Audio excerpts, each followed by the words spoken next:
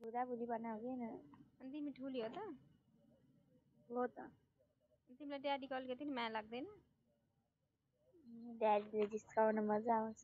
अनि किन तिमीले भिजेको बिरालो भनेको त अनि हजुर किन भिजेको बिरालो भने त अनि ड्याडीलाई अनि पुरै डन बनेर गएर अनि त्यसपछि लास्टमा आउँदा गाली खाएर नि अहिले चाहिँ कस्तो भएर बस्नु भएको छ ड्याडी अहिले त भिजेको बिरालो मम्मी गएर गइदिन्छ यसरी अनि आँसु नि पुग्नु भयो होला कसरी मेरी पुच्ची गई भन्दै त्यस्तै गर्नु भएको छ त अनि ड्याडीलाई ड्याडीको बिल्ला हान्न खुब मजा आउँछ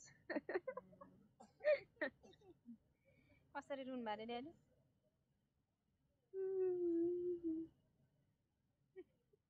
अनि तिमीलाई के भन्नुहुन्छ अरे भोलि पर्सि ड्याडीले फोन गरेर अनि तपाईँ हुँदा त बुढाबुढी काम छैन भन्नु नि अरू बेला चाहिँ बिहानी तिम्रो अनुहार हेर्न पाएँ मलाई कति खुसी हुन्थ्यो बिहानी फोन गर न भन्नुहुन्छ साँच्ची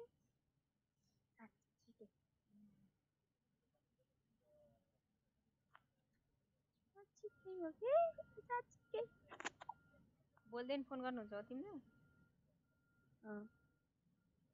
भोलिदेखि होइन अहिले आजै बेलुकादेखि गर्नुहुन्छ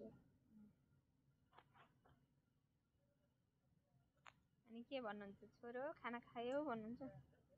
होइन छोरो खाना खायौ भन्नुहुन्छ अनि त्यसपछि म भन्छु खाइहालेँ अनि भन्छु कि अस्ति नै त तपाईँले मलाई भाडा भुरी भन्नुभएको थिएन त्यस्तो नबनाउ न छोरो मलाई त त्यतिखेर जिस्केको पो थिएँ त भन्नुहुन्छ आमा त्यस्तो भन्नुहुन्छ अनि ड्याडीको काम छैन अनि अरूलाई जिस्काउनुहुन्छ अनि लास्टमा आफै उल्लु भन्नुहुन्छ है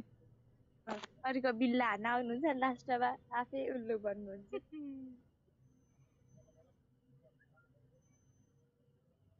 भनेपछि अहिले मेरो पुच्ची गयो भनेर ड्याडी रोएर बस्नु भएको छ होइन अनुहार कस्तो बनाएर रे सानो मेरी पुच्ची